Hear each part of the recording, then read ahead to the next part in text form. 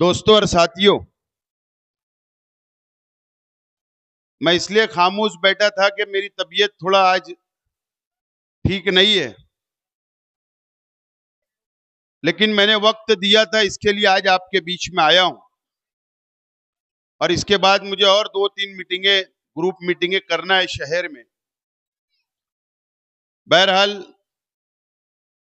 Corporation का election 15 जनवरी को होगा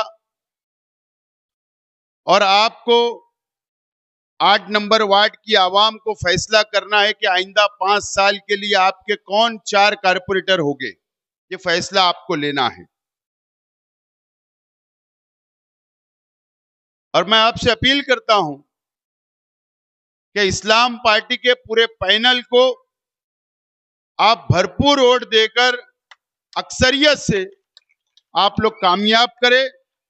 हमारा निशान जो है ऑटो रिक्शा, जो असेंबली के अंदर था, उसी पर आपको 4 बटन दबाना है, 4 उम्मीदवार को वोट देना है, पैनल टू पैनल। ये कहीं भी कोई भी मेरा फोटो लगाए, बड़े साहब का फोटो लगाए, नाम इस्तेमाल करे, आपको किसी के झांसे में आना नहीं है। यह इलेक्शन मामूली इलेक्शन नहीं है, यह बहुत बड़ा इलेक्शन है हमारे शहर के लिए। बहुत बड़ा इलेक्शन है। इसको अगर आप मामूली इलेक्शन समझते होगे, रोड गटर का इलेक्शन समझते होगे, तो आप आज गलत फहमी में है। दूसरे शहरों के अंदर ये हो सकता है कि रोड गटर का इलेक्शन, लेकिन हमारे शहर के लिए रोड गटर का इलेक्शन नहीं है। हमारे शहर के मुस्तकबिल का इलेक्शन है। मालेगांव शहर को बचाने का इलेक्शन है। फिरका परस्त पार्टियों से बचाने का इलेक्शन है शहर को। ये बात आप नोट कर ले, लिख ले। जब हम पर इल्जाम आया, रोहिंग्या बांग्लादेशी का इल्जाम आया, जब एक बीजेपी के लीडर ने, किरीट सुमैया ने, ये इल्जाम लगा दिया कि मालेगांव में रोहिंग्या बांग्लादेशी है, तो आपको पता है कि सबसे पहला अगर किसी को अरेस्ट किया गया था, एसआईटी ने अरेस्ट की थी, तो वो लड़का निहाल नगर का था, बिल्कुल पड़ोस में रहता है, बाजू की गली। क्या इल्जाम था? बांग्लादेशी का। ये बात आपको भूलना नहीं है। उसके बाद 3 माँ और बहनें जेल में गई। मुझे बताओ, 3 माँ बहनें जेल के अंदर रही, सेंट्रल जेल के अंदर रही। उसकी जमानत किसने करवाया? आज भी 1 साल गुजर गया, आज भी कई नौजवान सेंट्रल जेल के अंदर बंद है, सलाखों के पीछे है। मुकामी कोर्ट जमानत नहीं दे रही। हम लोग ने हाई कोर्ट के अंदर जमानत की अर्जी लगाई, जमानत के लिए बेल एप्लीकेशन दाखिल किया, उस पर सुनवाई 8 जनवरी को होना है। 8 जनवरी को होना है। बड़े वकील हमने लगाए। ये शुरुआत है बीजेपी की, आरएसएस की। ये बात आपको याद रखना है। 3400 लोगों के, उसमें बच्चे भी है, उसमें औरतें भी है, उसमें बुजुर्ग भी है, उसमें नौजवान भी है, कि उनके जन्म दाखिले सरकार ने रद्द कर दिए, कैंसल कर दिए गए। कैंसल जन्म दाखिला मतलब तुम्हारा हिंदुस्तान में आप पैदा हुए, इसके लिए जन्म दाखिला बनता, सरकार ने रद्द कर दिए। और अभी भी इंक्वायरी जारी है, बंद नहीं हुई। किसने किया? बीजेपी की सरकार ने। एसआईटी बनाई गई। कौन लड़ाई लड़ रहा है? हम लोग लड़ाई लड़ रहे हैं। माइनॉरिटी डिफेंस कमेटी लड़ाई लड़ रही है सरकार से, एसआईटी से, बीजेपी से, आरएसएस से। हम लड़ रहे हैं। कौन लड़ रहा है? अलग अलग हम सोचते हैं इलेक्शन में। कोई मुझ पर तनकीद करे, कोई एमआईएम के लोग बुरा भला बोले, हमारे उम्मीदवारों को बुरा भला बोले, मुझको बोले, झूठ फसाद बोलकर वोट मांगी जाएगी। आपको भटकना नहीं है, ये बातें आपको याद रखना है। अभी एसआईआर का सर्वे होगा। मैं जागरूक कर रहा हूं, मैं बेदार कर रहा हूं आप लोगों को। याद रखना मुसलमानों, मालेगांव शहर के मुसलमानों, इस बात को याद रखना। कल मैं जिंदा रहूं या नहीं, मेरी बात आप नोट कर लो कि एसआईआर का सर्वे जब होगा तो शेख आसिफ का भी होगा और आप लोगों का भी सर्वे होने वाला है। एसआईआर मतलब क्या आपको पता है कि एनआरसी जब काला कानून मोदी सरकार ने लाई, जब अमित शाह ने लाया, तो हम लोग लाखों लोग, देश के मुसलमान, देश के दलित भाई, हम लोग लाखों लोग रास्ते के ऊपर आए। हमने एहतजाज किया, हमने आंदोलन किया, मोर्चा निकाला, दिल्ली के अंदर शाहीन बाग बना कि एनआरसी लागू की जा रही है हम पर। उलमा रोड पर आ गए। ये जो एसआईआर आया है ना, ये उसी की एक कड़ी है जो बिहार के अंदर 70 लाख लोगों के नाम मतदान यादी, वोटर लिस्ट से काट दिए गए 70 लाख लोगों के। आज भी देश में 10 रियासतों के अंदर, 10 राज्यों के अंदर सर्वे चल रहा है। अभी इलेक्शन के बाद महाराष्ट्र में होगा। और याद रखना, महाराष्ट्र में जहां जहां मुस्लिम शहर है, मुस्लिम बस्तियां है, मुसलमानों की आबादी है, वहां पर ये बीजेपी की सरकार, ये आरएसएस की सरकार हमारा सर्वे बारीकी से करवाएगी। आपसे सबूत मांगे जाएंगे। जहां तक मेरी आवाज जा रही है, मेरी मां और बहनें, आप भी घरों में बैठकर मेरी बातों को सुने, नोट करें कि आपसे सबूत मांगे जाएंगे। आपसे यह सबूत मांगा जाएगा कि 2002 में आपकी वोटर लिस्ट का सबूत पेश करो। आपसे सबूत मांगा जाएगा कि आज की यादी का सबूत पेश करो। और उसमें भी जो नाम था आपका, जो सरनेम था, वही सरनेम, वही नाम आज की यादी में भी सेम होना चाहिए, एक जैसा होना चाहिए। सबूत मांगा जाएगा, आपसे सबूत मांगा जाएगा। आधार कार्ड दो, आपसे सबूत मांगा जाएगा। पासबुक दो, आपसे सबूत मांगा जाएगा। पासपोर्ट अगर है तो वो सबूत दो, आपसे सबूत मांगा जाएगा। जन्म दाखला मांगा जाएगा, आपसे स्कूल का सर्टिफिकेट मांगा जाएगा, आपसे राशन कार्ड मांगा जाएगा। और उसमें आपका नाम सेम होना चाहिए, एक जैसा होना चाहिए। ये सबूत आपके बच्चों से भी मांगा जाएगा, आपके घर की औरतों से भी मांगा जाएगा और आप लोगों से भी मांगा जाएगा।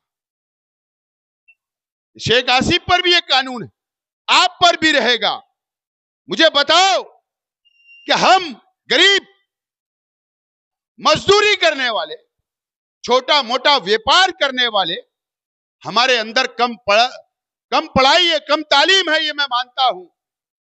गुर्बत के वजह से हमारे पास ये सबूत, आपकी मदद कौन करेगा? ये सबूत लाने में, या आपके पेपर दुरुस्त करने में, या आपका सर्वे करवाने में आपकी मदद कौन करेगा? ये बात को सामने रखकर इस इलेक्शन में आपको वोट देना होगा। अगर आप भटक गए, रास्ते से भटक गए, क्या होगा? मेरा क्या होगा? इन उम्मीदवारों का क्या होगा? हार जाएंगे ना, इससे ज्यादा क्या होगा? घर बैठेंगे। लेकिन यह बात याद रखना कि आपकी मदद करने कौन आएगा, यह बात आपको याद रखना होगी। ये कारपोरेशन का इलेक्शन है। आप सोच रहे होंगे कि यह तो कारपोरेशन का, रोड का, गटर का, लाइट का, पानी का इलेक्शन है।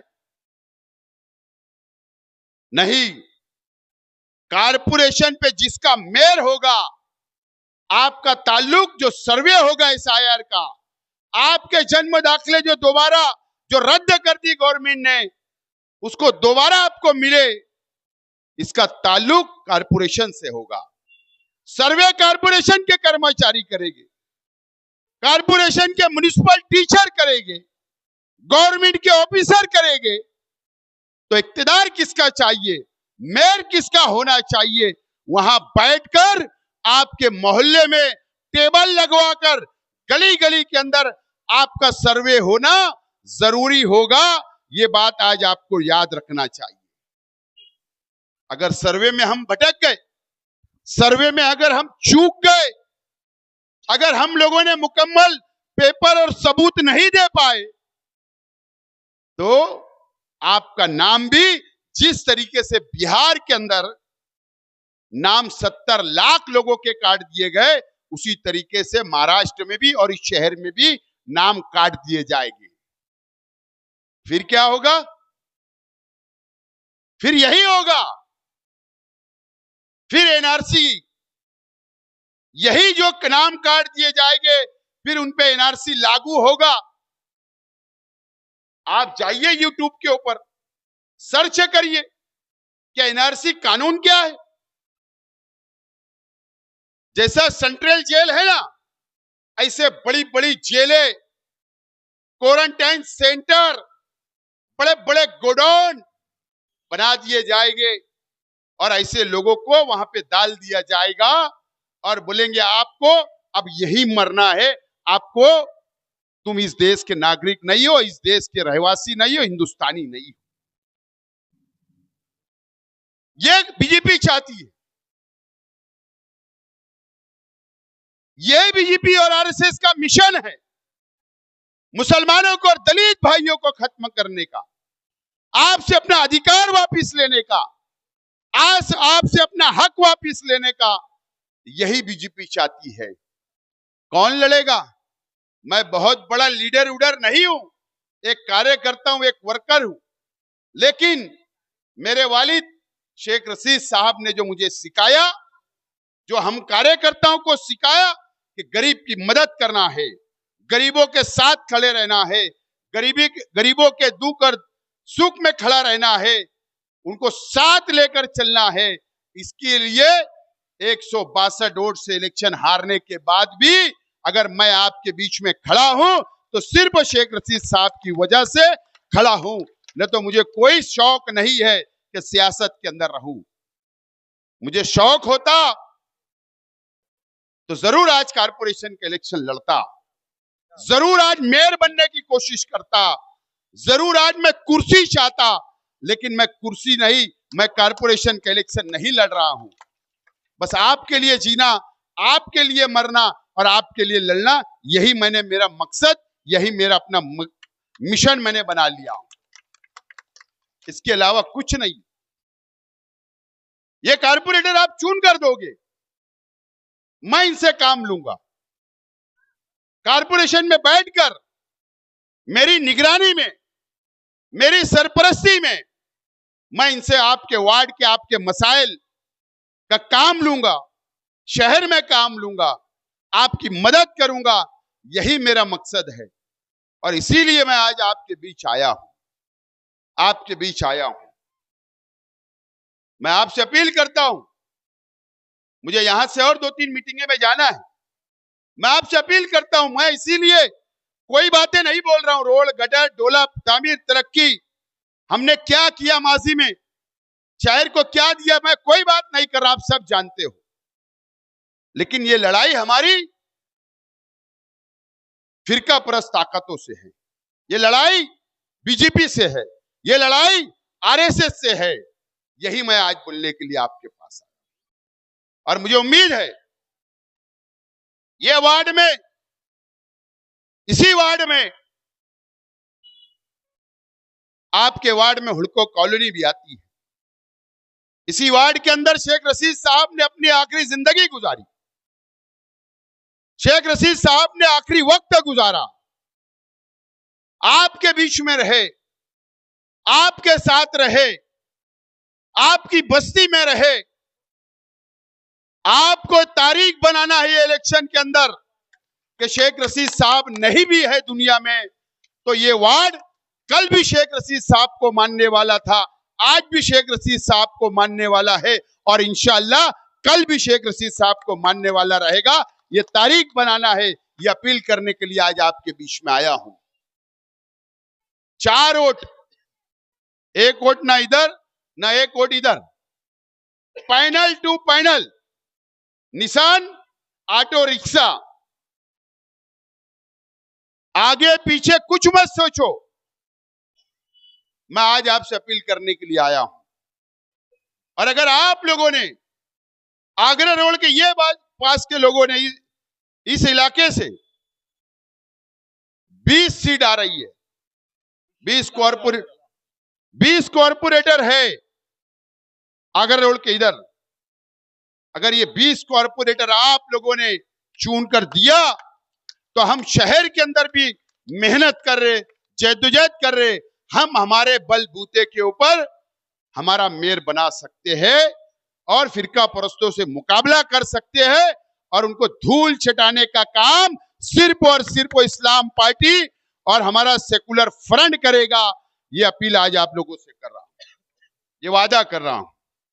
तो बातें जाने दो, लेकिन हमारे बच्चों के मुस्तकबिल के लिए आगे की परेशानी क्या आने वाली है, मैं वो बात कर रहा हूं, वो अपील करने के लिए आपके बीच में आया हूं।